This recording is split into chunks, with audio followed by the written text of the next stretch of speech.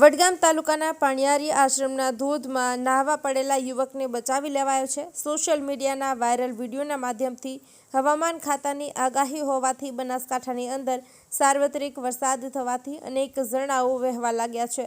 ત્યારે વડગામ તાલુકાના પાણિયારી આશ્રમનું ઝરણું વહેવા લાગ્યું હતું। તેને ખબર પડતા ઝરણામાં નાહવા પડેલા અનેક લોકો પાણિયારી આશ્રમમાં જાય છે, પણ હમણાં જ એક યુવક ઝરણામાં ડૂબતો હતો, ત્યારે સ્થાનિક નવા આવેલા બીજા લોકોએ તેને તાત્કાલિક બચાવી લીધો હતો। ત્યારથી 108 મારફતે પાલનપુર સિવિલમાં દાખલ કરવામાં આવ્યો હતો અને સૂત્રોની મળતી માહિતી મુજબ તે યુવકનો બચાવ થયો છે। ત્યારે અત્યારે અનેક સ્થળોએ ઝરણા વહેતા હોય છે, ત્યારે આવા ઝરણાઓમાં નાહવા માટે ન જવાય, જાઓ તો સાવધાનીપૂર્વક નાહવા જવાય, પણ આજનો યુવક પાણી જોઈને પાગલ થઈ જાય છે। ત્યારે વડગામ તાલુકાના પાણિયારી આશ્રમની અંદર ઝરણામાં ઘટના બની હતી, સત્વરે તે યુવકનો બચાવ થયો હતો। રાજુભાઈ ડી પટેલ, પાટણ।